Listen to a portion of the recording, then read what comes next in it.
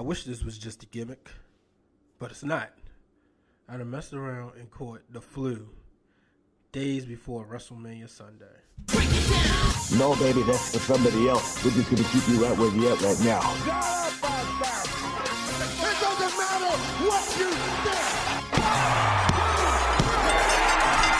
think. The Wrestling Wrealm presents Break It Down with Brian H. Ladies and gentlemen, welcome to another edition of Break It Down with Brian H.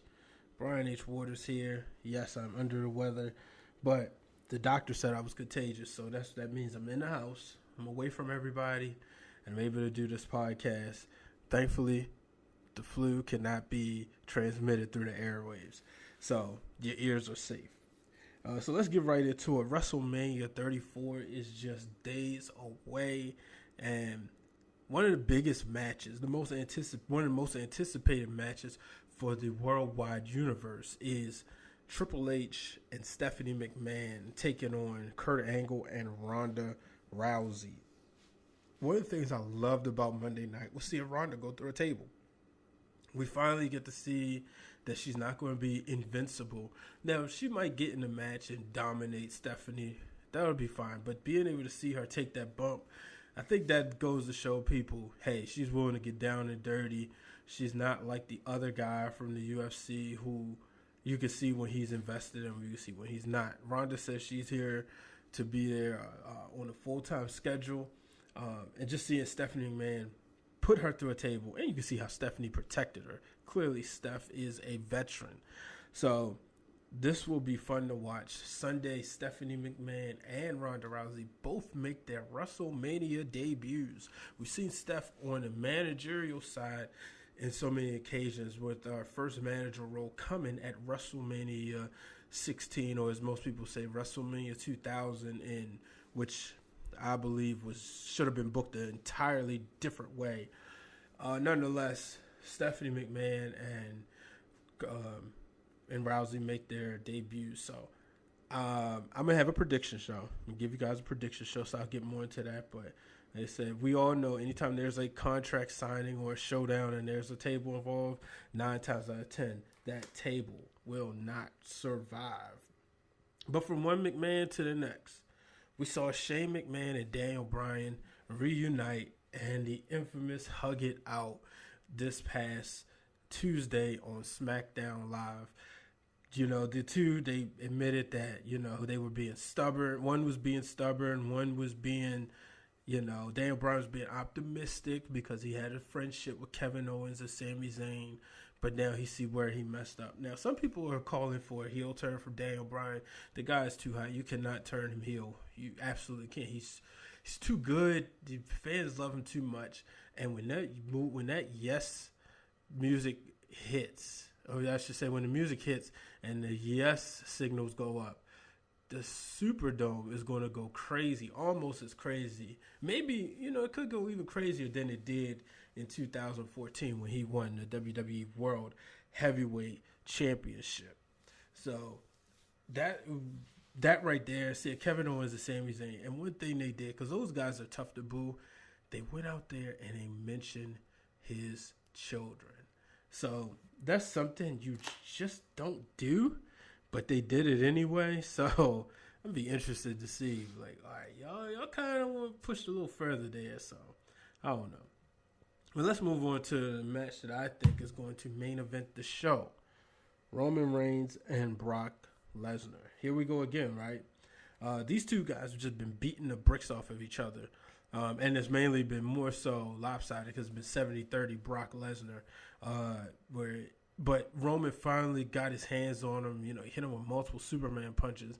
But one thing he's got to remember that just when you get that man down, you got to stay on top of him. And if he does that Sunday, he will walk out of New Orleans the new WWE World Heavyweight Champion. But if he doesn't, he could be in a lot of trouble. So moving on. Actually, let me take a quick break. Hey, what's up, everyone? It's your girl, Kelsey Nicole Nelson, host of Listening with Kanan on Fox Sports Radio, 96.9 FM and 1340 AM. And I want to make sure you are listening right here to Break It Down with Brian H., brought to you by The Wrestling Wrealm. All right, shout out to Kelsey Nelson. Make sure you check out her podcast over on Fox Sports 1340. I know I got some sports fans listening, so make sure you check out to Listen In with K&N. I can guarantee you enjoy it. Make sure you check out her interview with LeVar Ball. Everybody knows I'm a big Baller brand supporter. Even if you're not, I tell you, you would love to check out this interview. So, we had a woman transition us in, so we're going to go into the women's side. Here's what happened. Alexa Bliss. How about her and Nia Jax? Nia Jax did a good sit-down interview this past Monday on Raw. And I'm going to tell you, folks, if you don't think Nia Jax is walking out with the belt on Sunday, you have another thing coming. There's absolutely no way I see her losing. She's too far. She's gone through too much. And last year, a lot of people wanted to see her win it. And, she probably wasn't ready. But now, everything with the bullying that she's been on the end of, I could see her leaving New Orleans with the title. And how about this? 2 Samoans leaving New Orleans with the gold. That would be definitely a great thing. But like I said, Nia Jax, she will be the one to rise to the occasion and show every young girl that you do not have to be the stereotype, that you do not have to look like the status quo, and you can be successful. Moving on to the SmackDown Live Women's Championship, Charlotte and Asuka. Charlotte's starting to come back and say to Asuka that she's not ready for Charlotte. And I still think that Charlotte trying to psych herself up, trying to tell herself that she's ready, that she can handle Asuka. I'm still confused. I kind of feel like Carmella would cash in, but then I kind of don't. So only time will tell. But that's going to get us right into our Tapped Out of the Week. Here's our Tapped Out segment of the week. Yes, Tapped Out for this week is the Mixed Match Challenge. I didn't care for it, and I especially didn't care for it that in the end it was Charlotte and Asuka in the finals with, Asuka and The Miz winning, because to me it just made it more storyline based. I know it was for charity, but still, it could have been done so much better. I know it was Facebook Live and something different. I'm glad it didn't carry on to WrestleMania, but I don't know. It just wasn't for me. So, we'll see. But let me take another break. Got another word for you. This is Glenn Thomas with the Wrestling Marks of Excellence, and you're listening to Break It Down with Brian H. Waters, brought to you by the Wrestling Wrealm. Shout out to my boy Glenn Thomas over at Wrestling Marks of Excellence. Guess what?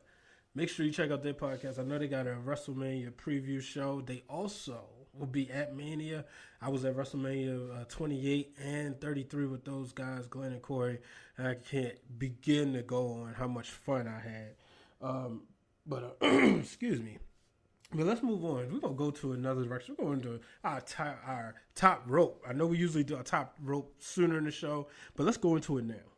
Going up to the top rope. It's time for this week's Top Rope segment of the week. This week, the best thing I saw in professional wrestling was on Ring of Honor television. The promo between Cody Rhodes and Kenny Omega. I'm always good for a good jab here and there when two guys are going at it and they taking personal shots. And that's what I loved about these two. We saw Cody Rhodes pretty much tell Kenny Omega, you say that I'm a reject from my former company when you were just a reject from their developmental system. Clearly things look so personal within the Bullet Club. And, you saw Brandy Rhodes get up there and she kissed Kenny Omega, and that looked confusing. But then, as we saw that happen, we also saw Kenny say maybe it's not the first time, and that just caused the two to go at it. So, nonetheless, I'm excited to see where this story goes. I'm excited to see how things happen. Excited to see this match. They called this the biggest match in Ring of Honor history, biggest main event in Ring of Honor history. This will take place before WrestleMania. So I want to see what happens here. Who's going to come out on top? Only time will tell. I tell you one thing. I'm more interested in this match than I am interested in anything going on with the Ring of Honor Championship. But speaking of championships, let's get into our WWE Championship. Shinsuke Nakamura versus challenging AJ Styles for the WWE title. Now, Shinsuke has been playing games with AJ for the past several weeks. He pretended to hit him with the knees, and then he stopped and laughed at him, pat him like a dog. AJ didn't take too kind to that. So what does AJ Styles do? AJ Styles does the same thing to close out the show on SmackDown Live. This match, folks, is going to be a classic. Where they put it on the show, I don't know. So I just can't wait to see it. I want to see what happens between these two. I want to see who wins the match. But I want to see how they book it. I want to see how they, is it going to be like the one in New Japan? Back then I saw a harder hitting Shinsuke. Will we get the strong style back? Or is he just going to be the artist? So only time will tell. I know one thing. I believe it's going to be a classic. And now we have the SmackDown Tag Team Championship match. Now, the Usos, if you haven't been paying attention, this match will make the WrestleMania card. The Usos will be on the WrestleMania card because the pre-show will include both Battle Royals and the Cruiserweight Championship. So what does that mean? That means that the Usos will finally get an opportunity to shine where they belong. Will they walk out with the titles? Only time will tell. This battle between them and the New Day is solid. But the Bludgeon Brothers, they're a different animal. They come from a different cloth. So I understand them being in this match. Not mad at all. I think I'm just very excited that the Usos are going to get a chance to be on the main event, on the main card at WrestleMania. So let's move on to wrestling for the It's time for Wrestling for the Culture, where we take a look inside to see what the wrestlers of color have been doing this week. All right, Wrestling for the Culture this week. We got ACH retaining his AAW Pro Heavyweight Championship in a match against Keith Lee. We saw Cody Rhodes get all over Twitter. He's not here for none of your racist comments. Cody Rhodes was not backing down to anybody. Somebody had something negative to say about Brandy Rhodes, would his father approve of him marrying a black woman? So that's the one thing. Cody Rhodes clearly showing I'm not that guy. We also saw Hulk Hogan respond to Mark Henry. If you didn't see, there's a video out there TMZ picked up. Hogan basically said, look, I'm friends with those guys and I owe everybody in professional wrestling an apology. We saw Ryan Rembrandt win the IW Heavyweight Championship. And last but not least, we saw the Young Bucks say they want a match and they would love to work with the Usos. Yes, the Usos, folks. So how cool would that be to see WWE and New Japan Pro Wrestling getting some deals done together? Only time will tell. So now let's go from the Wrealm. And now for this week's questions from the Wrealm. All right, a couple of questions here that I'm going to give you some answers for me. First from my boy Antonio Banks. Shout out to Antonio. He and I went to high school together. Funny thing is, we didn't even know that the two of us were huge wrestling fans. Pretty sure the lunch table conversations would have been different. It wouldn't have been just about who was the hottest chick in the class or in the cafeteria at the time. It would have been more about what was going on at that time, the ruthless aggression era.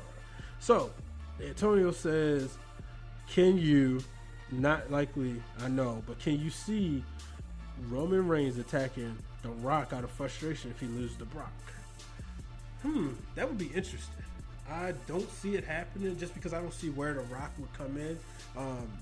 I don't think The Rock will be there, but then again, it's WrestleMania, but he wasn't there last year. So I don't think that would happen. But where is it, New Orleans? Yeah, I'm not sure where The Rock is. I think if he was going to be somewhere in surprise, Orlando would have been it because it's in Florida. Next question. If Taker does respond until WrestleMania, can you see John Cena in a Battle Royal before he realized he has a match, or will he sit with the fans? I think Cena would sit with the fans. I would love to see him in the Battle Royal. I think that would be funny. Shout out to my boys over at Talking About Wrestling, Satch and Terrence, because that's what Satch said. Like, why does he just realize he wasn't in the Battle Royal? So I would like to see that. I think he would be in the Battle Royal. Wouldn't be in the Battle Royal, though. I think John Cena would just sit with the fans. And his last question is, which women from NXT would I like to see in the Battle Royal? Do you expect a few legends? Don't expect a few legends. The women I would like to see is Bianca Belair and the Iconic Duo. Those just two ring. Oh, and Nikki Cross. They ring a bell right away. I think they deserve it. I think that they've made people pay attention when they've been on NXT, that they deserve to get a shot to be on, to walk down that WrestleMania aisle, because I do think they'll be walking down for, in the next couple of years. Here's the next question from set of questions from Terrence Williams. This is Terrence talking about wrestling I was just talking about. He says, how do you think the build has been for AJ and Nakamura? He think it's been a poor job getting people interested. For those who do not know from New Japan, what do I say? I think it's been great, because I was on that same bandwagon at first, Terrence.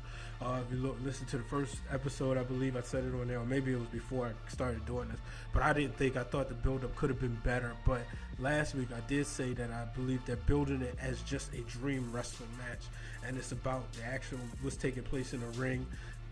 WrestleMania 12 should have been built that way, instead of just being built about Shawn Michaels reaching his boyhood dream. Yes, the boyhood dream should have been in there, but it should have been an equal thing of Bret Hart. Can Bret Hart knock off that younger guy that's coming? That's what I think this is. This is being built as a dream match. AJ Styles is on top, and here comes Shinsuke Nakamura. So I'm fine with the build. Everything doesn't have to be a personal jab. His next question: have they missed the boat on Bayley and Sasha?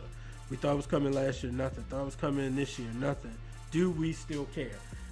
In this week's Wrestling for the Culture, I wrote that I believe Bayley and Sasha both will have a take us into the next few months. Things are going to slow down for wrestling fans. One, wrestling fans are going to be on a wrestling hangover through May. And mainly because if they're not coming to your town, and you may have missed WrestleMania, so you'll go to these shows, you may not pay attention as much because you've been going up on a roller coaster so high, getting ready for WrestleMania, that during WrestleMania you come down off that roller coaster, you need to walk around and get undizzy. That's why I don't think that with Sasha and Bayley, I think they'll be the ones to take us into the summer and keep us interested. We also will have Daniel Bryan to see what he'll do, but Sasha and Bayley will be that feud that's been hooked, and I think by next year at WrestleMania they'll have an ultimate match between the two, or at least by SummerSlam if we don't go all the way a year. Maybe they won't do a whole Mega Power Explode year build feud, but we'll have a big feud coming out of it. It reminds me of when Vince McMahon told Edge and Undertaker they couldn't use blood in the Hell in a Cell match, and they had to rechange their match, and he told them, this is what you guys are going to set the tone for the future of Hell in a Cell matches. And they did. They didn't know they were, but they did. Sasha and Bayley will set the tone for wrestling, women's wrestling, going into the slow months. And last question from my boy Real Emmett B. How much confidence do you have on Rousey for WrestleMania? I have confidence, a lot of confidence. Ronda Rousey is in the ring with three veterans, three of the best to ever do it. Stephanie McMahon, one of the greatest women in wrestling. Whether you want to believe it or not, maybe not the greatest women's wrestler, but one of the greatest women in wrestling. She's been born into this business. She knows what it takes to get over it. If Rousey gets going ahead of herself, Stephanie can slow her down. She also want to have Kurt Angle in her ear. Dare we say one of, if not the greatest to ever do it. Triple H, the Cerebral Assassin. She's protected by so many that this is better than having a match, say, Ronda Rousey versus Becky Lynch or Ronda Rousey versus Sasha Banks. This is perfect for her. So, ladies and gentlemen, thank you for joining me. WrestleMania is just days away. Make sure you follow me at Brian H. Waters. Make sure you follow me at WrestleRealm. And also make sure you are tuned in to and subscribe to each and every channel. Stitcher, SoundCloud, iTunes, YouTube. Make sure you subscribe. Make sure you check out everything. So long, everybody.